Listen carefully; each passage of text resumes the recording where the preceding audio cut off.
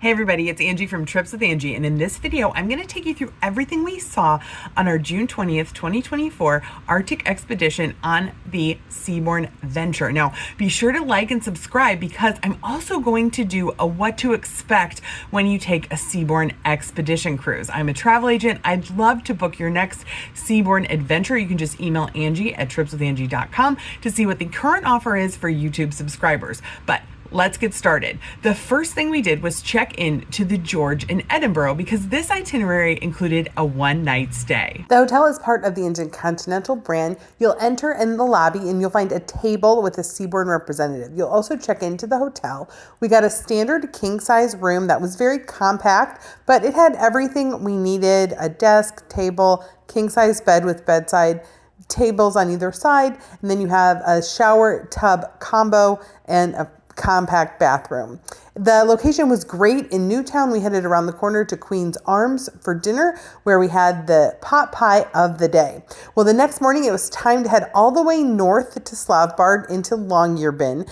When you check in at the table, they'll let you know if you're on the first flight or the second flight. The first flight had to leave the hotel at 4:30 a.m. and then we were on the 10:30 a.m. flight, so we left at 7:30 a.m.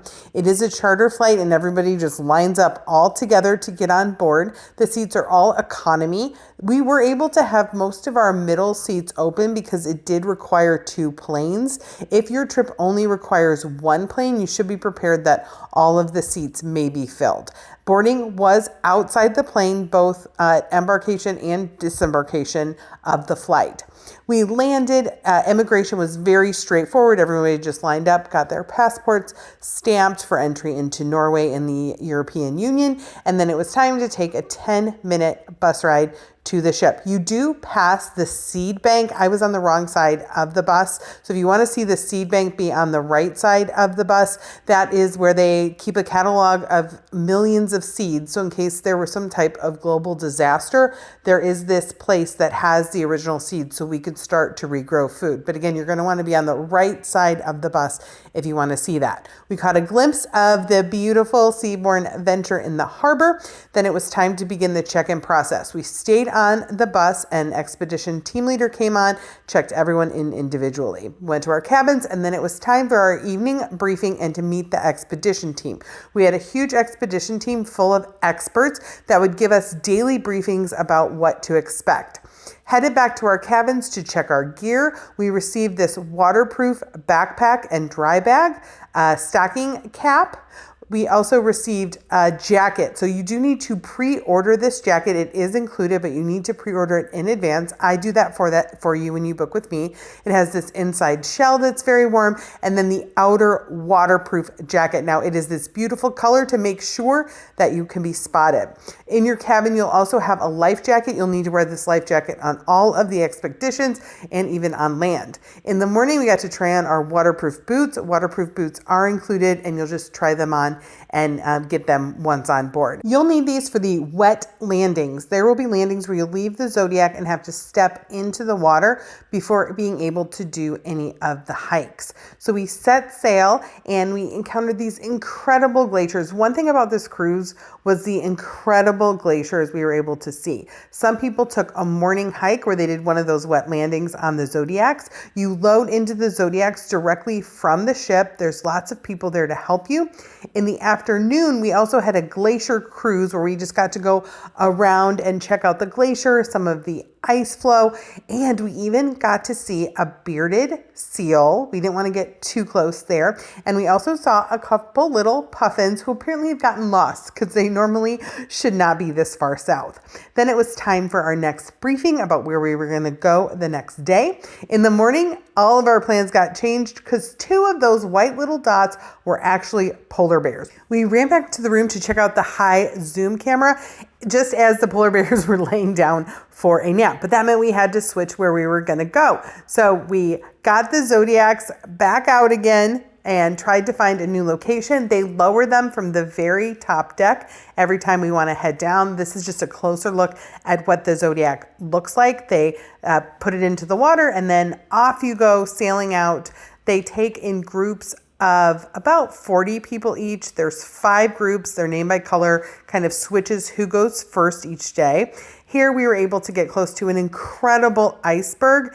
And then in the afternoon, we also saw more polar bears. And here, that's in our stateroom, being able to see up close the animals, including walruses on Muffin Island. This is me taking a video from the television in our room. We could have looked outside and tried to use binoculars, but we were just a little too far for our binoculars. And it was just so much fun to watch them rolling around and getting ready to take naps and just kind of how they kind of move along the island. So again, this was Muffin Island.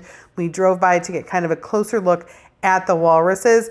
The camera is really important. If you do not have a super high quality, high zoom camera, you're going to want to go back to your cabin and take a look at the GSR providing these images. We just brought kind of decent binoculars and my cell phone.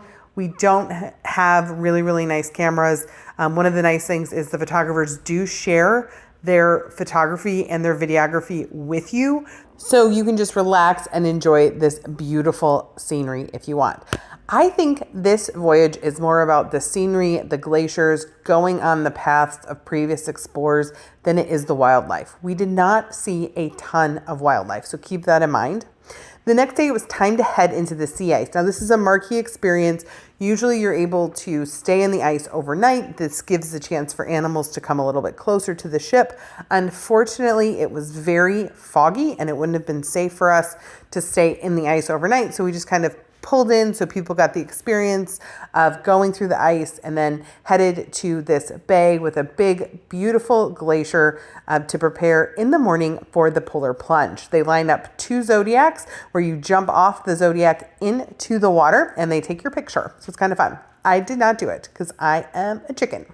All right, time for another briefing. And then this time headed out for another hike. If you haven't picked it up already, I did not go on a lot of hikes because I didn't really want to see that hut or walk up that little hill. I was perfectly happy being on the ship, enjoying the scenery, having the ship to myself through the afternoon. So that was not a problem. But a lot of people did just enjoy stretching their legs. One very cool thing happened here while we were on the boat. A pod of around 40 beluga whales swam by. We were able to see parts of it from our binoculars, and then the videographer took out the drone and got a video. We continued to make our way south to North Cap, which is rumored to be the northernmost part in continental Europe. So we had an excursion there. We hopped on the bus and headed to this area of North Cap. Again, we were thwarted in our scenic efforts. It was incredibly foggy and windy, but we did get to see some reindeer. And we also found out that this actually probably isn't the northernmost point in continental Europe, but it was still a fun adventure to see some reindeer up close and try to take a peek. And then we continued to sail south towards Tromsø, Norway, through some more absolutely gorgeous fjords. So that was my Svalbard adventure. What did you think? Do you have any questions? Please put them in the comments below. I'm happy to answer them. And here's some more videos YouTube and I thought you might like.